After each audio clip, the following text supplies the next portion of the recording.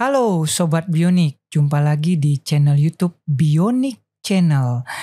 Pada episode kali ini kita akan membahas sesuatu pastinya dan ini sangat menarik karena saya mendatangkan pakarnya langsung dari Jakarta ya. Ini jauh-jauh nanti pakarnya datang dari Jakarta. Jadi silakan disimak pada episode ini tentang bahaya ular berbisa dan bagaimana cara penanganan awalnya mungkin bagi Sobat Bionik agar bisa menyimak episode kali ini dengan baik.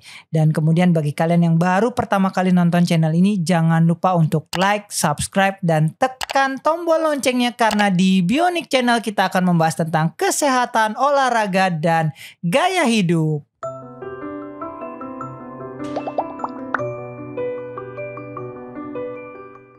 Baik, di studio kita telah hadir seorang ini sebenarnya saya bisa dibilang temu kangen namanya nostalgia reuni betul reuni namanya. Beliau ini adalah pada saat saya koas teman-teman Sobat Bionik, beliau adalah residen emergency medicine. Beliau adalah Dr. Tri Maharani, Dr. Tri Maharani, spesialis emergency medicine SPEM. Ya, mungkin dokter bisa diperkenalkan diri ke Sobat Bionik yang ada di rumah, siapa dokter dan apa keseharian dokter saat ini. Terima kasih dokter. Terima kasih dokter Cok. Jadi saya kayak ketemu adik saya lagi. Ya, lama ya dok, terakhir 2009 dok. Jujur betul.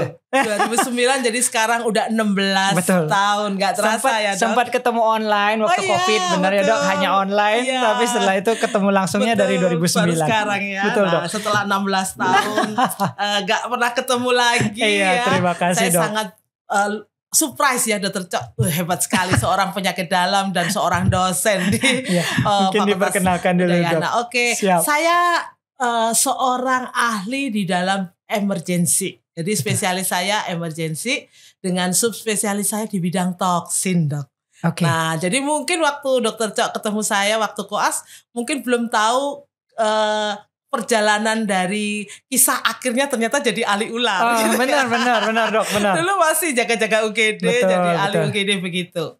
Suatu hari di tahun 2012 dok, waktu itu saya baru saja menyelesaikan spesialis saya dan saya lagi sekolah S3 tapi di bidang waktu itu saya dapat beasiswa Sandwich Leg Program. Kemudian saya berangkat ke Belgia dan belajar di sana. Nah mulai di sana saya ketemu seseorang yang mengubah hidup saya. Okay. Jadi waktu itu beliau ini orang Malaysia, kemudian dia bilang bahwa Indonesia itu membutuhkan ahli di bidang gigitan hewan berbisa. Saya nggak ngeh maksudnya dok. Karena saya pikir ya udah gitu kan betul. Kan selama ini ditangani teman-teman bedah, teman-teman penyakit dalam, anak kan gitu. Akhirnya saya baru tahu bahwa di bidang toksin terutama toksinologi ular di Indonesia itu gak ada pakarnya. Dan saya baru sadar ternyata selama puluhan tahun Indonesia merdeka, ilmu tentang gigitan ular adalah ilmu berdasarkan kearifan dokter masing-masing gitu. Kali ini saya setuju. Betul, kali ini saya setuju. Nah, akhirnya hari itu ketika saya sudah pulang ke Indonesia di 2012 tadi, saya menekatkan diri untuk belajar sama teman saya ini. Dan ternyata dia sekarang menjadi profesor toksinologi, ketua Malaysia Toksinologi. Dia mengajarkan saya banyak hal. Kemudian saya mendapatkan banyak akses dan salah satu aksesnya adalah saya berkenalan dengan banyak pakar dari luar. Waktu itu saya lama di desa, dokter. Sebelum sekolah spesialis ya. 7 tahun saya jadi kepala puskesmas dan saya tahu bahwa gigitan ular itu masalah yang tidak terselesaikan.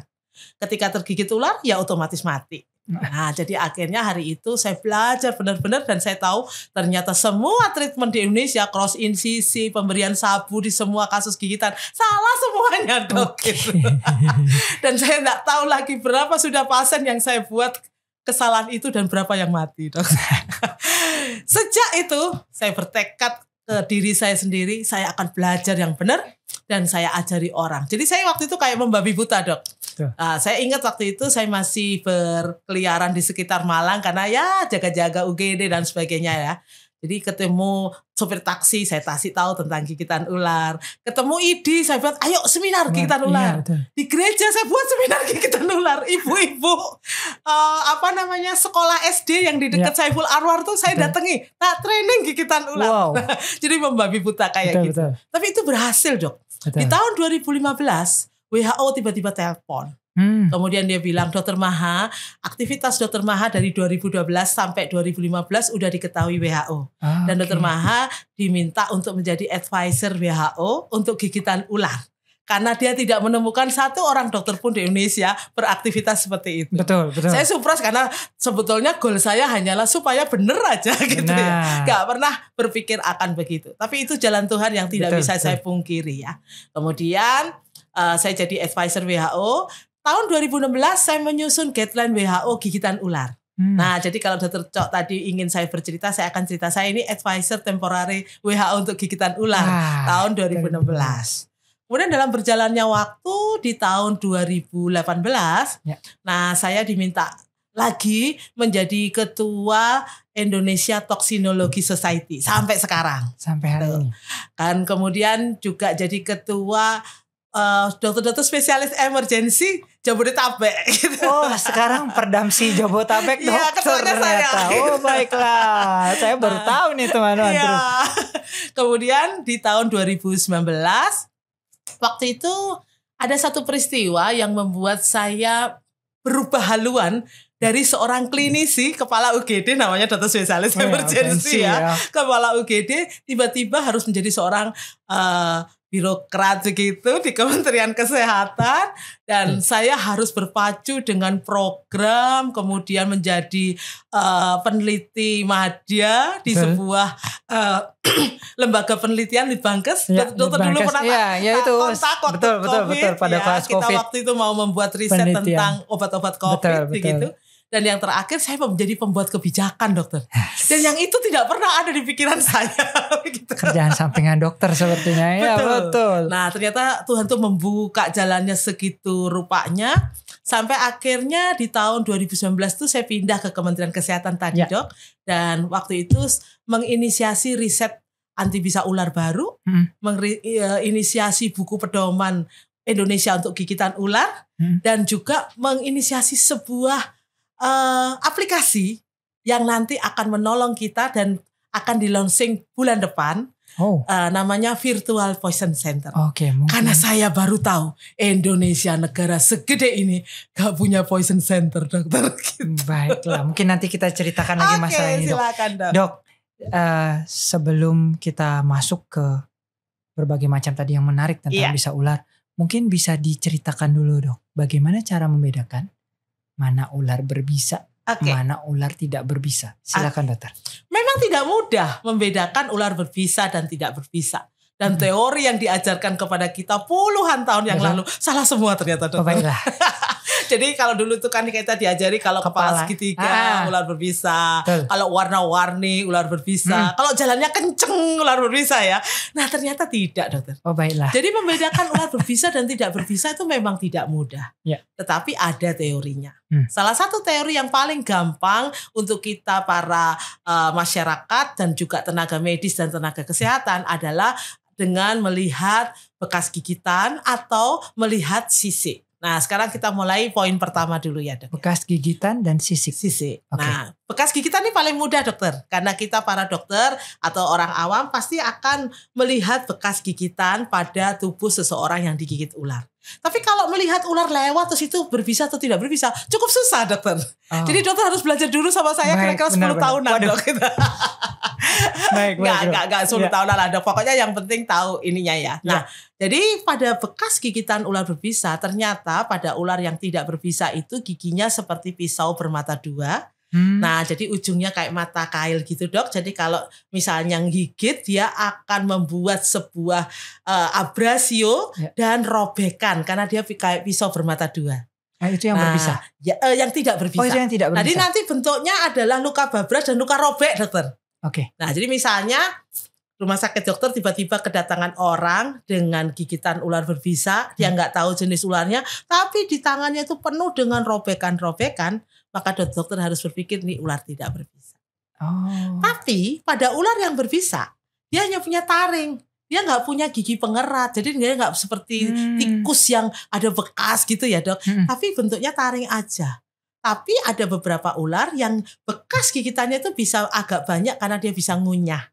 Oh. Nah contohnya king cobra ya. Jadi dulu dikatakan 2 berbisa, kalau 1 enggak, kalau 3 enggak gitu kan. Nah ternyata jumlahnya baik 1, 2, 3 atau 5 atau 7 karena dia bisa mengunyah itu tidak terlalu berarti, tapi yang berarti adalah vulnus ictum alias tusukannya tadi. Masuknya tadi. Karena berupa taring.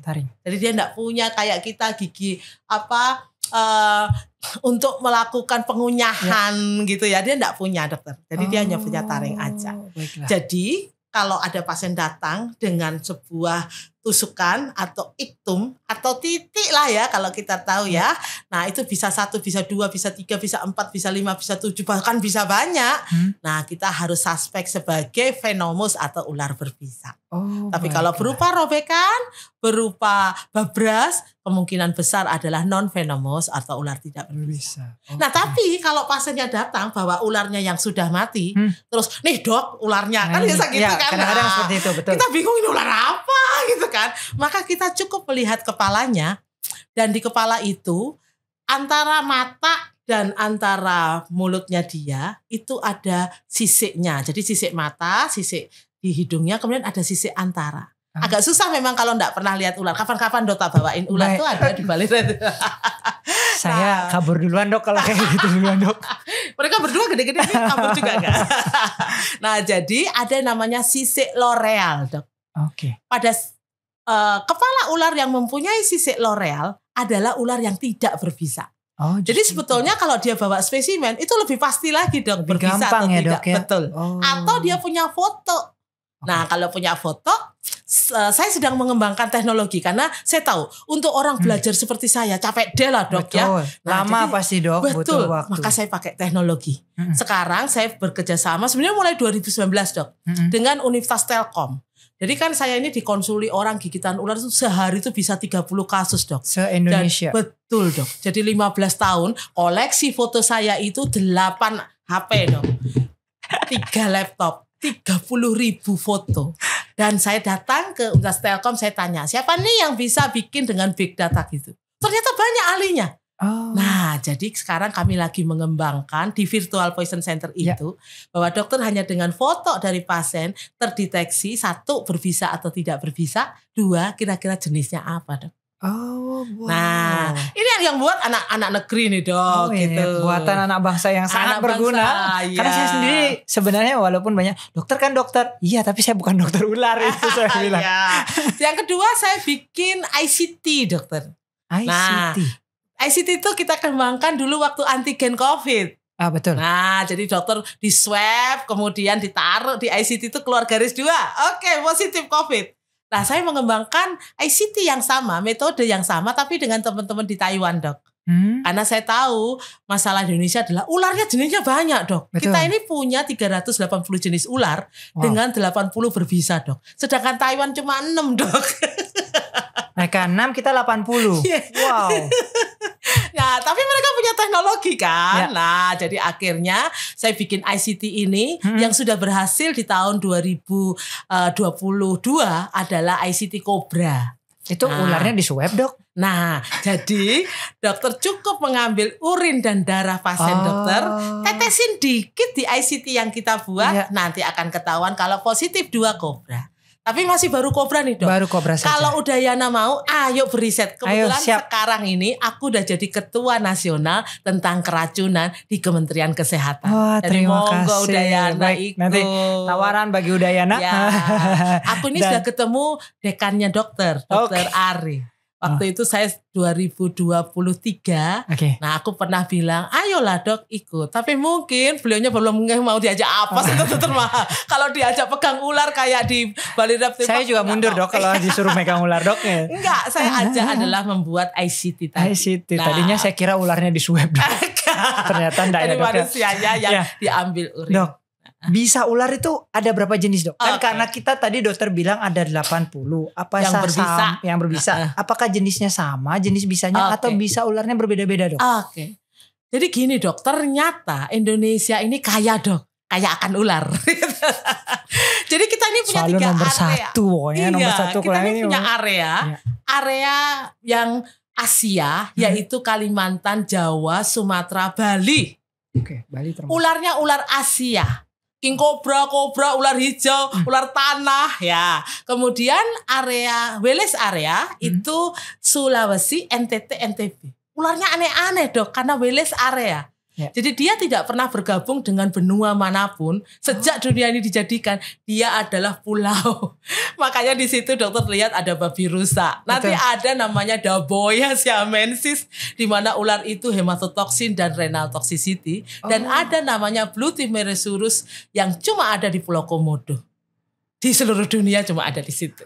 Wow. Ini baru ular loh rasanya tadi. Iya. Jadi Indonesia sendiri punya dibagi 2. 3. Nah, satu lagi belum tak omongin, yaitu Papua Maluku. Semua ularnya ular Australia, dokter. Jadi makanya kalau misalnya mahasiswanya dokter atau nanti dokter-dokter muda yang dokter ajar, jangan diajari ular Asia saja dok. Di sana nggak ada kobra, king cobra gak ada dok. Adanya dead elder yang menyebabkan banyak kematian. Namanya aja dead itu kematian gitu kan. Yang nama latinnya Acanthopsis levis, kemudian Micropechis ekaheka, kemudian ada Taipan dan sebagainya. Ular Australia yang hanya ditemukan di benua Australia, tapi ada satu jenis yang namanya Micropechis ekaheka hanya ditemukan di Papua Nugini dan Papua Barat Daya serta Papua Barat. Di Australia gak ada. Makanya gak ada antivenomnya di seluruh dunia. Begitu. Wah, ternyata dan itu jenis bisanya beda-beda. Nah, jenis bisanya itu ternyata yang dominansi di Indonesia 2 dokter. 2. Neurotoksin sama hematotoksin. Tapi ada yang renal toxicity. Seperti tadi renal toxicity. Ada sitotoksin, miotoksin, kayak ular laut tuh dok. Betul. Di sini kan banyak ular laut. Betul. Aku pergi ke itu tanah lot, ada ular laut di sana. Laticauda colubrina yang disuruh pegang-pegang bayar 2.000, itu Laticauda colubrina dokter. Jadi kalau guide ngajak dokter Maha, mungkin guide-nya yang diajarin ini ular ini. Kalau mau klinik bionik bisa adakan training untuk para guide. Nah dok, sekarang kita ngomong secara di Indonesia ular paling berbisa apa dok? Oke. Indonesia Jadi, dulu dok kira-kira. Ya, di Indonesia kan ada 80 jenis ular berbisa. Semuanya berbisa berat dokter. Paling berbahaya dok mungkin? Nah, jadi kalau neurotoksin itu efeknya adalah paralisis otot-otot dokter. Betul. Nah kita tahu ya sebagai seorang dokter ketika paralisis dari otot-otot itu terjadi mulai dari mata sampai otot pernapasan, hasil akhirnya gagal nafas. Gagal nafas, betul. Ketika gagal nafas kan hipoksia. Ya. Ketika hipoksia ya brainnya pasti tidak teraliri oleh oksigen toh dok. Betul. Hasil akhirnya apa dok? Kardiak arrest lah dok. Habis kardiak arrest ya sudah wassalam dok. Mati batang otak, wassalam mati dok. Nah jadi menurut saya di Indonesia itu kasus terbanyak yang paling mengerikan adalah neurotoksin karena bisa mati dalam waktu singkat dan bisa detik sampai menit gitu dok. Terutama ular-ular yang besar dengan kantong bisa yang besar. Contohnya? King cobra. Oh cobra. Nah, king cobra. Jadi king cobra sama cobra beda loh dok ya. Salah lagi saya. Ternyata king cobra dan cobra beda. King cobra. Jadi king cobra bukan rajanya cobra loh ya, bukan. Ya, bukan. Karena ada satu candi dok di Jawa Tengah, di depannya Candi Prambanan, itu ada 2 pala dokter. Mungkin dokter tahu ya, 2 pala itu adalah penjaganya candi yang bentuknya raksasa. Betul. Dan dia itu memegang gada di tangan kirinya, tangan kanan memegang ular dokter. Jadi bangsa kita ini hebat banget karena di abad 9 itu tahun 850-an sudah mengerti bahwa seorang pas pampres kan 2 pala itu pas pampres. Nah, pas pampresnya seorang ratu, betul. Ternyata selain keterampilan olah kanuragan, dia harus punya keterampilan handling ular. Jadi harus bisa memegang ular. Tahun segitu Eropa masih zaman kegelapan. Kita tahun sudah, 900. Kita sudah Indonesia sudah sangat canggih di bidang itu. Nah, saya lanjutkan ya dok. Kemudian hematotoksin dokter. Hematotoksin memang waktunya agak lama dokter ya. Jadi bisa menit, jam, sampai hari. Ini yang buat di IC ya dok biasanya? Betul dokter. Jadi di Bali ini ular yang membuat di IC adalah ular hijau dokter. Nah kalau dokter ke Madura, ke daerah Banten, maka ularnya ular tanah. Nah di IC ini memang agak lama dibanding yang neurotoksin ya dok. Tapi mematikan dokter, pasti mati kalau di IC.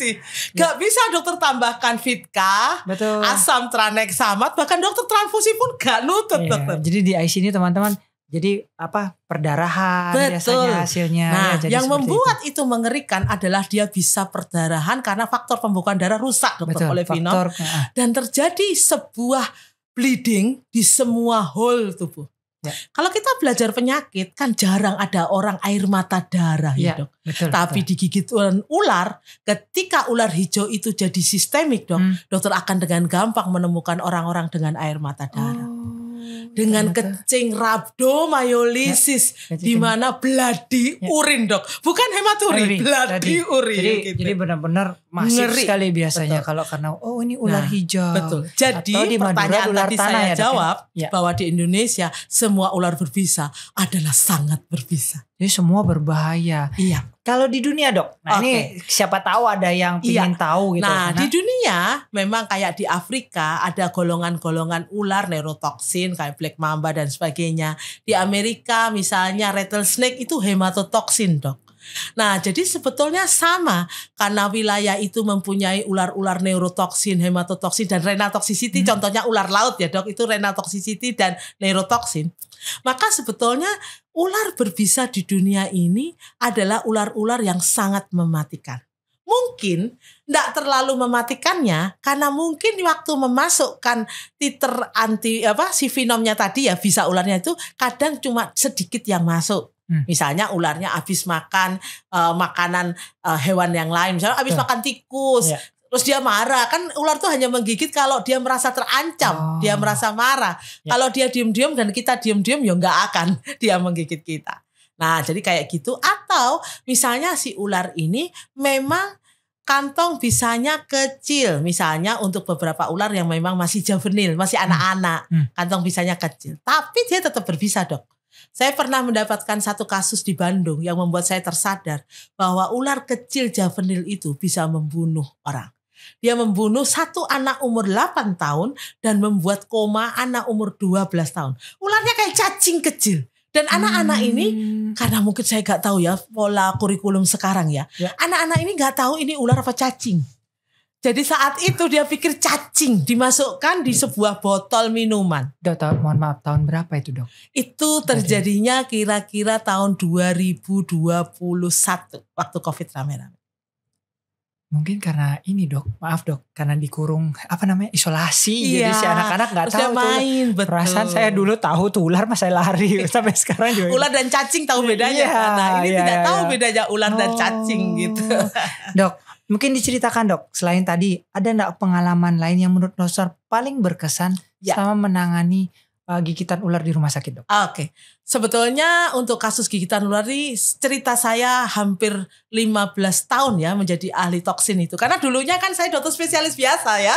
Spesialis emergency. Tidak ada kekhususan di bidang toksin ya. Adalah bahwa setiap kasus gigitan ular itu mengandung miracle dokter. Mengandung mujizat. Dan kita para dokter spesialis ini menurut saya kadang kita terlalu sombong dengan mengandalkan kemampuan kita. Saya punya satu kasus Daboya siamensis. Tadi dokter saya cerita nih, ini adalah ular langka yang hanya ada di beberapa tempat di Indonesia. NTT itu juga pulau khusus dokter. Pulau Komodo, Flores, Lebata, Adonara. Kalau dokter pergi ke Kupang nggak akan nemu. Dokter pergi ke Sabu nggak akan nemu dokter. Tapi di NTB ada di Bima dan Dompu. Dokter datang ke Mataram gak ketemu juga gitu. Namanya Daboya siamensis. Dan ini cuma ada di Thailand sama Taiwan dokter. Makanya saya gak tahu apakah Wales area ini dulu adalah gandengannya di sana, gak tahu juga. Dok, Taiwan, Thailand, NTT, NTB, TB-nya pun Pulau Sumbawa. Iya. Jadi tidak spesifik di Mataramnya yang gede atau di Pulau Kupangnya, tapi justru di Flores, Komodo, Lembata, Adonara. Suatu hari saya ditelepon oleh seorang dokter ISIP ya dok. rupanya waktu dokter Isip ini sekolah di Surabaya, dia ini di salah satu universitas swasta di Surabaya, dia ini pernah diajak sama gurunya ya kayak dokter gini lah ya untuk ikut seminar saya. Yeah. Nah jadi si Isip ini ternyata ditugaskan di Lembata. Kemudian dia dapat satu kasus, dia telepon. Tapi sebetulnya dia hanya nebak-nebak aja. Dia tidak berpikir ini daboya loh dok. Karena yang dia pelajari itu nggak ada. Dia hanya pikirnya ini welang-weling, ular tanah, ular hijau gitu. Dia telepon, dokter Maha, saya punya kasus. Tapi kok ini saya kateter darah semuanya. Dan pasien ini udah gak sadar. Dengan waktu CT scan kan dianggap CVA. Tapi itu anak masih umur 12 tahun. Nah, perdarahan hebat. Di NGT darah dok. Dan yang membuat kaget adalah ureum kreatininnya itu, kreatinin terutama dok, 12 dok. Oh, berarti kan gagal ginjal akut. Nah mereka nih diskusi ya betul dok, gagal ginjal akut dan sebagainya, diskusi apa nih gitu kan. Dari telepon saya, terus langsung saya tahu hanya dengan satu kalimat aja gagal ginjal itu dok. Langsung saya bilang, di tempatmu ada ular namanya Daboya siamensis. Dan dia bisa menyebabkan sebuah perdarahan dan gagal ginjal. Oh. Dua orang dokter Isip ini langsung, terus gimana bisa hidup enggak? Tentunya pertanyaan ya, kita sebagai dokter begitu kan ya. Saya bilang, siapa DPJP-mu? Oh ada dokter bedah. Ternyata PPDS bedah dari Udayana dokter. Gitu. Seorang cewek kemudian telepon saya bilang, dokter saya kasih terapi gini tuh. Tapi permasalahannya antivenom ini gak ada di Indonesia. Jadi saya harus terbang ke Bangkok untuk pembelinya. Itu di tahun 2020 dok. Nanti kalau dokter dan teman-teman yang ada di podcast ini mau browsing silahkan. Browsing cerita tentang gigitan ular di Lembata dan dokter Maharani. Banyak kan di media itu. Nah jadi hari itu saya terbang ke Thailand. Dan banyak miracle sebelum terbang. Waktu itu satu, saya gak punya dana dokter. Karena harga antivenom ini lumayan mahal. Kira-kira 300 USD-an gitu lah. Dan saya tidak mungkin beli satu vial. Karena kasus seperti ini membutuhkan kurang lebih 10 vial minimal. Untuk satu orang dong? Iya, karena sudah sistemik. Ya. Nah kemudian ada cerita lagi, uang udah saya dapat lewat sebuah miracle.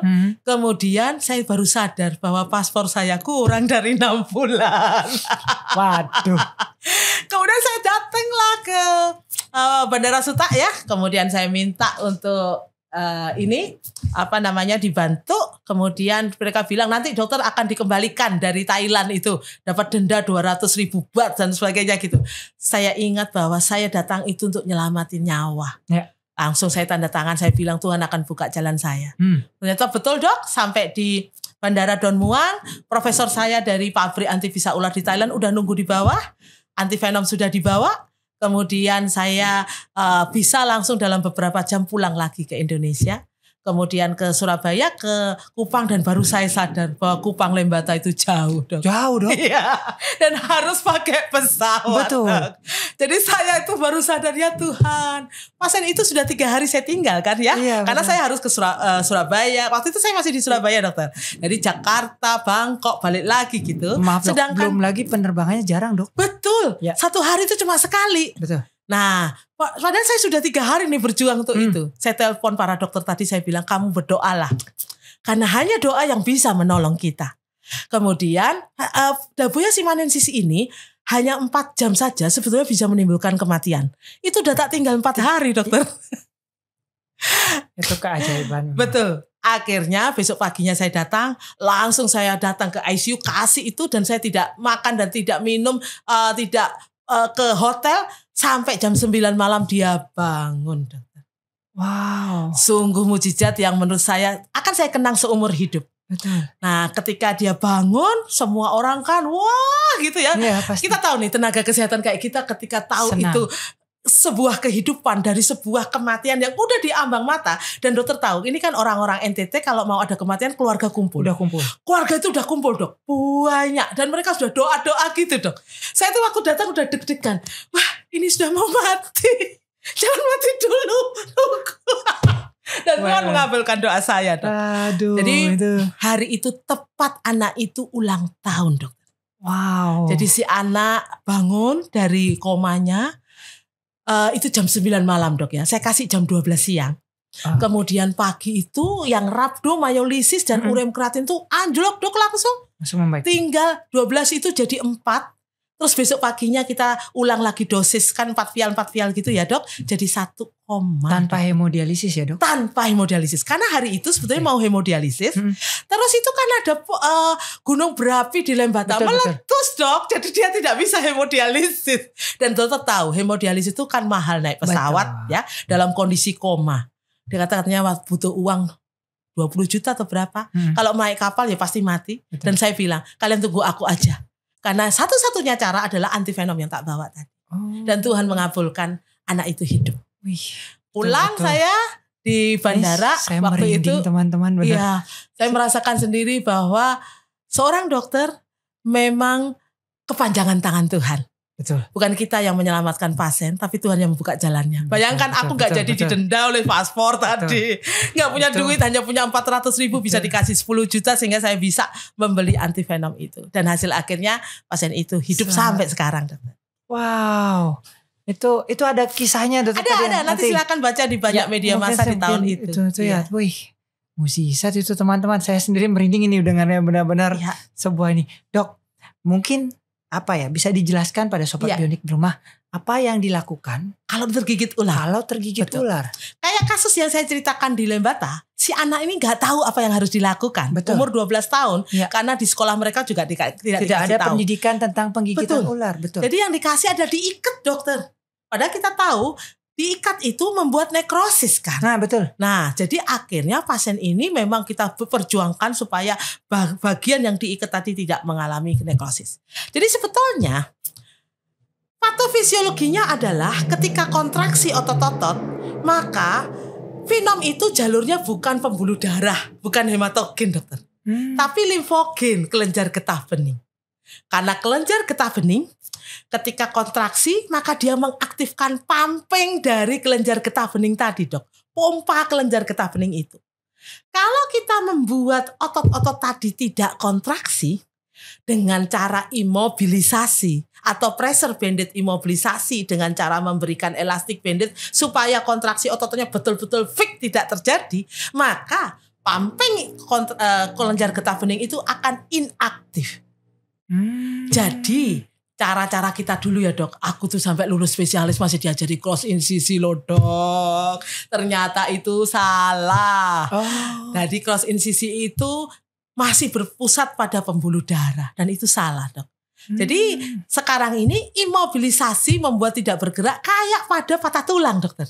Betul. Jadi imobilisasinya dari ujung jari sampai sendi gak bergerak. Kita kasih bidai. Nah kemudian yang diikat bukan tempat gigitannya tapi bidainya dokter. Pakai perban lah, pakai mitela, pakai gitu ya. Pokoknya dibuat bidai. Tapi kalau itu untuk neurotoksin khusus misalnya ular laut, ular Papua, ular weling yang memang kecepatannya dia untuk menimbulkan respiratory failure itu cepat, maka kita tambah elastic banded. Tapi kayak kobra, king cobra, ular viper kan mengandung sitotoksin toh. Jadi bengkak kan dok. Kalau kita lakukan elastic banded nanti tourniquet gitu. Jadi tidak boleh dilakukan elastic banded, cukup bidai saja. Jadi namanya tidak mobil bergerak, jadi imobilisasi, membuat tidak bergerak. Dan ini dimulai di tahun 69 sampai 70 berdasarkan riset dari Prof. Sutherland dari Australia. Di mana dia melihat bahwa cara kita yang hematogen itu tidak menyelamatkan nyawa. Justru membuat kasus-kasus itu banyak, terutama yang hematotoksin dok ya. Menjadi perdarahan hebat karena kita seperti membuat source of bleeding. Luka darahnya keluar. Nah jadi fasiotomi dan sebagainya untuk kasus hematogen sudah tidak direkomendasikan lagi dokter sekarang. Nah jadi dengan cara imobilisasi tadi, maka kasus gigitan ular tidak menjadi sistemik, menyebar dan merusak organ-organ. Dan selama 10 tahun kemarin ya dok, ini kan tahun ke-15 ya, 10 tahun kemarin saya buat sebuah riset. Apakah benar sih imobilisasi bisa betul-betul membuat kasus itu tidak memburuk? Ternyata benar dokter. Jadi ketika pasien itu datang ke kita masih baru digigit ular, belum ada obat macam-macam dan cara macam-macam dan langsung kita imobilisasi, maka dia menjadi sistemik itu jadi sekitar hanya 1/3% saja. Wow. Misalnya kasus 100 ya dok, hanya 30 aja ya. Jadi itu, tapi yang sekitar 60-70 itu tidak jadi sistem. Tidak menjadi menyebar kemana-mana. Betul dok. Apalagi kasus-kasus kayak ular hijau, ular tanah, kemudian kobra. Nah memang yang weling dan ular laut agak ini karena neurotoksin kuat ya dok. Jadi dia harus ditambahkan elastic band tadi. Jadi itu bedanya ya dok ya, kalau ular di darat dengan ular di laut. Kalau ular laut pakai elastic banding. Iya, sama ular Papua tadi lah dok gitu. Iya betul, karena dia sifatnya yang neurotoksin yang kuat. Iya, sedangkan kalau kobra, king kobra itu ada sitotoksinnya dok. Sama viper, ular hijau, ular tanah, ada buaya tadi ada sitotoksinnya. Maka cukup bidai saja. Cukup dibidai saja, seperti orang-orang patah tulang. Betul. Saya juga baru tahu nih teman-teman. Dulu diajarinya enggak seperti ini. Dulu kita diajari cross incisi, terus pasiennya mati beberapa jam setelah itu. Koas masih diajarin seperti itu. Meskipun selama spesialis enggak pernah menangani karena sudah diangani teman-teman di bedah. Iya. Oke. Dan sebetulnya saya tuh punya kisah kenapa saya tertarik dengan toksin ini. Karena dulu waktu PPDS dok, di akhir masa PPDS, waktu saya sudah jadi pos chief ya dok ya. Saya tuh punya kasus di mana kami tuh gak tahu itu apa. Kemudian di cross incisi, perdarahan, dan tiba-tiba pasiennya mengalami respiratory failure. Kalau saya ingat itu, saya tahu bahwa itu adalah neurotoksin snake. Tapi kami salah melakukan sebuah treatment. Gitu dok. Jadi benar-benar. Kisah orang itu tadi, dokter ingat kan kalau kami spesialis emergency ini kan hidupnya di UGD gitu kan. Sebelum dia meninggal, dia tuh ngomong sama saya, Dokter Maha selamatkanlah saya. Anak saya 2, dia masih umur 30 tahun. Dia pegawai PLN, naik di tonggaknya PLN yang berapa meter itu loh dok. Dan di sana ada ularnya ternyata. Nah, jadi kata-kata dia sebelum meninggal itu selalu saya ingat bahwa dia butuh pertolongan. Sementara saya tahu yang kayak dia itu banyak. Dan panggilan itu seperti Tuhan panggil saya gitu loh dok. Kamu itu belajar itu loh, selamatkanlah itulah. Betul. Dan akhirnya itu membuat saya itu semangat bertahun-tahun. Meskipun ternyata untuk mencapai membuat itu tadi ya dok, buku guideline, membuat antivenom dan sebagainya, ternyata berliku-liku banget gitu.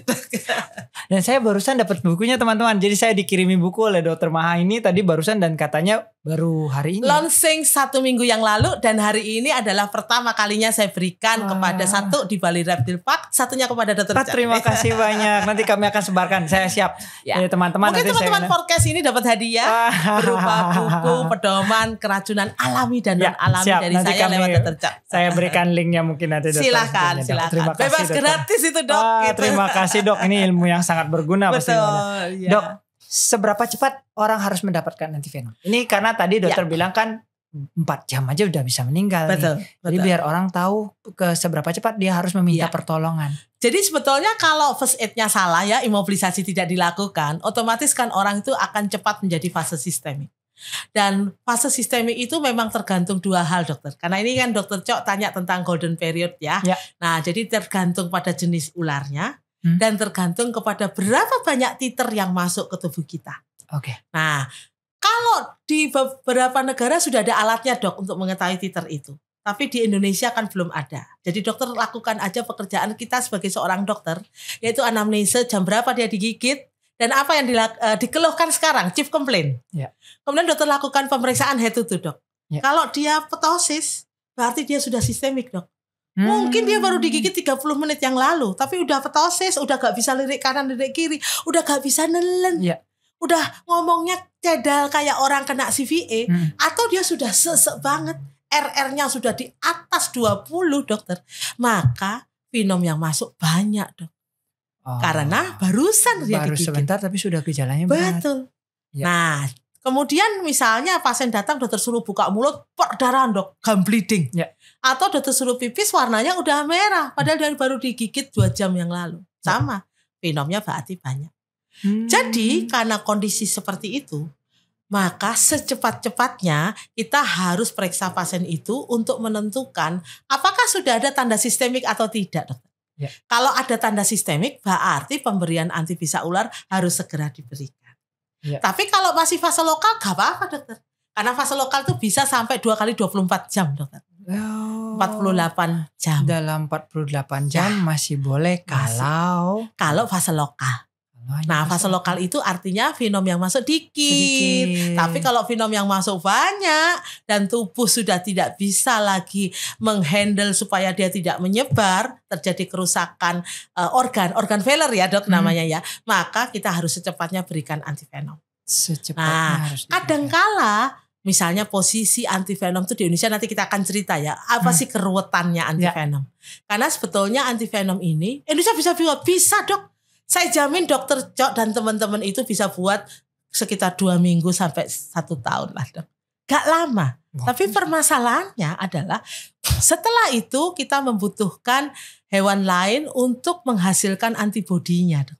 Kan kita suntikkan tuh si venom tuh dok dengan komposisi tertentu. Betul. Dan kalau dokter belajar biomedik kan pasti tahu kita ngambilnya kan sebuah berat molekul. Betul, ya kan. Betul. Nah jadi protein enzimatik itu kan dipotong tuh pita SDS base-nya atau genomiknya atau sequencing-nya gitu kan. Kita suntikkan antibodinya meningkat terbentuk. Dan itu. Nah itu yang menurut saya susah karena ternyata membutuhkan hewan, kuda, membutuhkan mula kayak di India itu adalah mix antara kuda dengan keledai. Kalau di Australia dia pakai biri-biri. Kemudian kalau di Taiwan pakai kelinci dan sebagainya. Dan itu pasti produksi yang mahal. Oh, kalau tikus nggak bisa dok? Nah, kalau tikus itu soalnya titer darahnya dikit ya dokter. Cuma betul, berapa cc? Saya sih kecuali kita bisa bikin tikus gede. Gitu. Nggak ada dok. Kecuali tikus berdasi teman-teman. Betul.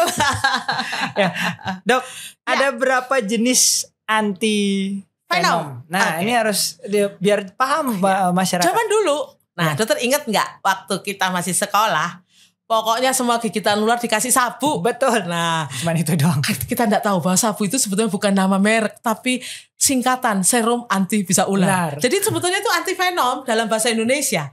Tapi nama dari obat itu sendiri namanya Biosafe dok. Bio Farma serum antivenom gitu. Nah, dia untuk 4 jenis ular dan itu sudah diproduksi sejak tahun 1940. Resepnya resep zaman Belanda dokter. Waktu itu diproduksi oleh Louis Pasteur Institute. Jadi Louis Pasteur Institute itu hekang dok karena Perang Dunia Kedua ya. Dari Makau pindah ke Batavia. Kemudian Batavia panas kan dok. Ini orang-orang semua, Belanda semua ya, bule semua. Pindahlah ke Bandung. Louis Pasteur Institute. Kalau dokter pergi ke Bio Farma, itu ada satu kaca tulisannya LP. Dan itu dokter akan temui di Thailand, dokter akan temui di Italia, di Perancis, namanya Louis Pasteur Institute. Nah, jadi yang buat itu si bule-bule ini membuat resep itu karena waktu itu kasus gigitan ular terbanyak adalah ular kobra Jawa. Maka si sabu ini untuk kobra Jawa, dokter. Biosafe tadi. Ular welang. Waktu itu populasi dari welang belum ada, belum banyak lah.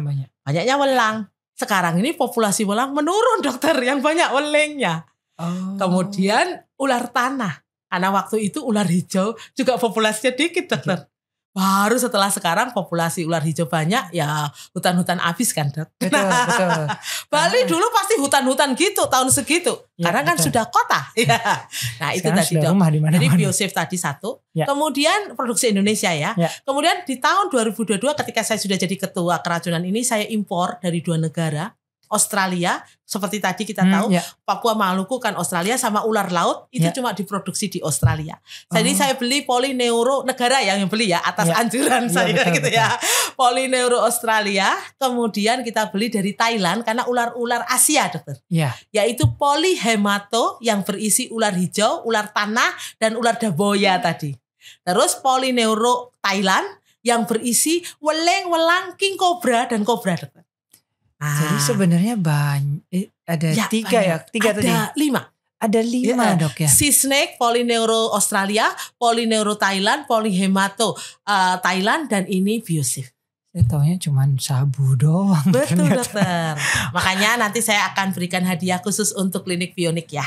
Wah, karena di sini paling banyak adalah ular hijau. Jadi nanti saya seperti janji saya ke Bali Reptile Park, saya akan berikan antivenom green pit viper itu karena ular terbanyak. Terima kasih. Nanti mungkin itu bisa menyelamatkan orang pastinya dok. Terima kasih banyak dok. Dok, ini karena saya baru tahu dok. Tadi pertanyaannya adalah sabu kalau tidak tersedia. Ini kalau di Jadi daerah, sekarang namanya bukan sabu ya dok. Sabu itu serum anti bisa ular keseluruhan, namanya Biocephalineuro-polyhematosis. terima kasih nih dok, saya bertambah ilmu saya. Ya. Kalau di satu RS misalnya, di suatu rumah sakit tidak ada antivenom Oke, ini. iya. Itu bagaimana dok? Betul, ini pertanyaan bagus sekali. Nah sekarang saya mau jawab sebagai seorang birokrat. Ya, terima kasih nih dok. Jadi setahun 2022 saya diminta membuat program itu. Saya buat di zoonotik dengan nama PAGHBTB. Penyakit akibat gigitan hewan berbisa, tumbuhan dan jamur beracun. Ya. Kemudian salah satu program kami adalah membeli antivisa ular dan pengadaan antivisa ular. Dan kita taruh itu di Dinas Kesehatan Provinsi untuk didistribusikan ke Dinas Kesehatan Kabupaten dan didistribusikan ke rumah sakit. Pasti dokter Cok bertanya, kenapa nggak ke puskesmas? Gitu kan dok ya. Ternyata puskesmas kita ini masih dalam kondisi lab lengkap gak ada. Alat-alat kegawat daruratan gak ada. Permisi tanya dokter, di Bali ini adakah puskesmas yang punya ventilator portable? Setahu saya tidak. Betul dok. Kok di Bali dok, di Jakarta aja enggak? Oh iya, baiklah. Kemudian pertanyaan saya lagi, apakah ada APTT-PTT-INR di puskesmas? Tidak ada dok. Betul, dan seluruh Indonesia tidak ada. Ya. Jadi kalau antivenom itu mau ada di puskesmas, lengkapi dulu dengan lab dan alat-alat kegawat daruratan. Nah makanya kemarin saya sempat ngomong dengan Bapak Menteri kita ya, Bapak Menteri Kesehatan. Bapak, yang paling penting sebetulnya di puskesmas bukan hanya masalah USG, tetapi alat-alat kegawat daruratan. Sebagai seorang dokter emergency, saya terpanggil untuk ngomong itu. Karena mungkin teman-teman saya yang lain yang menjadi staf beliau itu tidak ada yang spesialis emergency. Jadi saya harus ngomong. Ini jarang kan betul. Dok? Betul. Saya harus ngomong bahwa kalau alat-alat itu ada di puskesmas, maka semua obat-obat modern ini bisa dilakukan di puskesmas. Betul. Karena setelah pemberian antibisa neurotoksin tadi misalnya dok, kelanjutannya kayak di ventilator kan dok. Betul. Nah untuk menentukan dia bisa dapat antivenom yang hematotoksin tadi, ya harus dicek APTT-PTT-INR atau BTCT dokter. Harus dicek meskipun faktor sekarang pembekuannya. Betul. Meskipun sekarang bisa kasar pakai 20 WBCT, tapi kan kasar dok. Ya, betul. Sehingga tidak akurat, diagnosa ya, tidak akurat. Nah, jadi sebetulnya itu, jadi makanya sekarang masih di rumah sakit. Saya berharap dokter, tahun depan kalau pengadaan itu bisa dipenuhi, maka 2026 antivenom sudah nyampe ke puskesmas. Karena saya sudah membuat tadi itu ya, IT-nya tadi berupa artificial intelligence dan deteksi jenis ularnya apa, kemudian kira-kira berbisa atau tidak berbisa, dan nanti ada namanya virtual poison center dok. Ya, seperti tadi. Mungkin nanti bisa dijelaskan. Betul. Dok, kalau ini sebenarnya pertanyaan yang paling sering disampaikan oleh masyarakat. Nih saya ketemu ular berbisa nih di rumah. Apa yang harus saya lakukan? Oke, sebetulnya memang tadi kita bikin pelatihan itu ya di Bali Reptile Park ya. Jadi satu, sebetulnya seorang ibu rumah tangga pun bisa handling praktis. Jadi sebetulnya memegang ular itu dengan tangan telanjang gak boleh dokter. Karena si ular itu akan merasa terancam dan menggigit kita. Jadi harus dengan alat.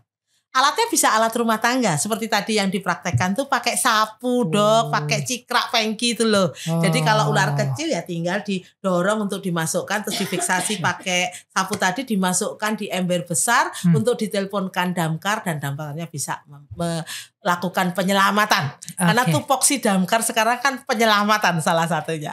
Damkar semuanya katanya dok. Iya semuanya. Bahkan kemarin ada tetangga saya yang cekcok suami istri juga damkar yang datang gitu. Ini damkarnya memang sekarang jadi lebih dipercaya oleh masyarakat. Betul. Dok, kan kalau tadi mungkin alat-alat sederhana kita bisa gunakan, tapi yang jelas tidak boleh menggunakan tangan. Iya, jadi harus pakai alat. Kalau misalnya itu ular besar ya telepon damkar aja. Langsung saja telepon. Yang penting kita tidak mengapa-ngapain ularnya. Iya. Dok, yang paling sering terjadi adalah bukan mitos ya. Saya enggak tahu ini benar atau tidak. Mencegah masuknya ke pekarangan sendiri. Ya. Pakai garam itu benar nggak? Oke, ini pertanyaan yang bagus dokter. Mitos di Indonesia dan mistis banyak, ya betul. Apalagi di Bali dok. Betul. Jadi sebetulnya mengusir ular atau membuat ular tidak masuk dengan cara kasih garam, kemudian dikasih bau-bauan, dikasih super sajen ya.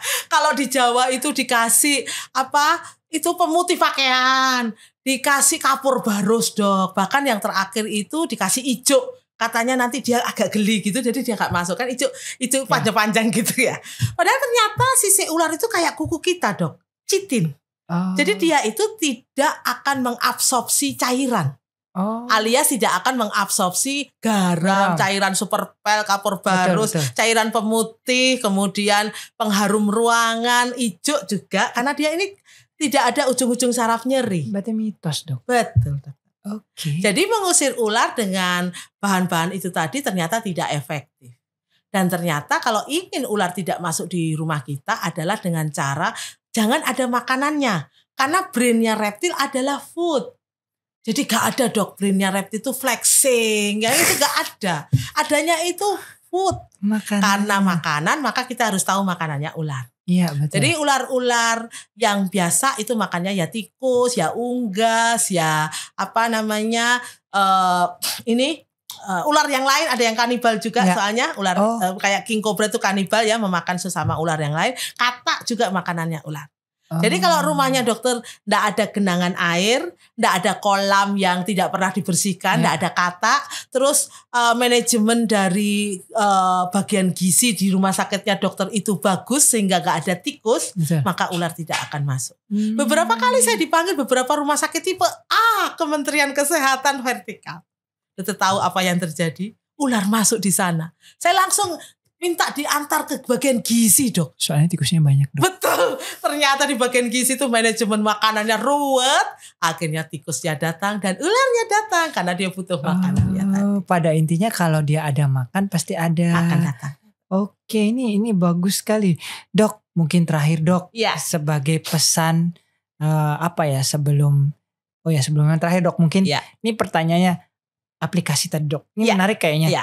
Jadi aplikasinya namanya Virtual Poison Center. Tadi saya cerita hampir puluhan tahun Indonesia ini negara yang segede ini nomor 4 di dunia tidak punya poison center. Sehingga dokter bisa tahu kasus-kasus keracunan neglected. Banyak, jadi karena perjalanan hidup yang kayak gitu ya dok ya, maka saya berpikir untuk membuat sesuatu untuk bangsa saya ini dan untuk ketahanannya gitu loh, supaya gak mati gitu loh dok.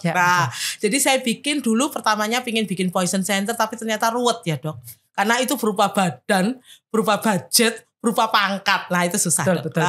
Jadi akhirnya saya bikin virtual berupa aplikasi, nanti dokter tak kasih linknya, boleh dibagi ke sobat-sobat Bionik. Dan itu nanti bisa di-download di Play Store. Meskipun kami berharap tahun ini bisa masuk ke Satu Sehat. Nah, kemudian di situ ada fitur-fiturnya dokter. Nah, jadi fitur-fiturnya itu ada 5 fitur utama ya dokter ya. Nah, nanti dokter bisa lihat seperti di HP saya ini. Nah, ini dokter.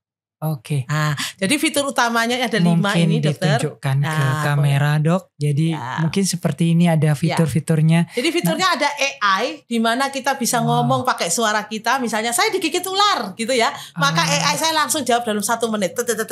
Ya di sini. Imobilisasi apa gitu segera ke rumah sakit. Kemudian ada yang ini dok, yang untuk bantuan. 119. Nah, dokter akan di screenshot oleh si aplikasi saya. Dokter ada di mana? Oh ternyata dokter ada di Gianyar. Rumah sakit terdekat siapa? Nomor teleponnya berapa?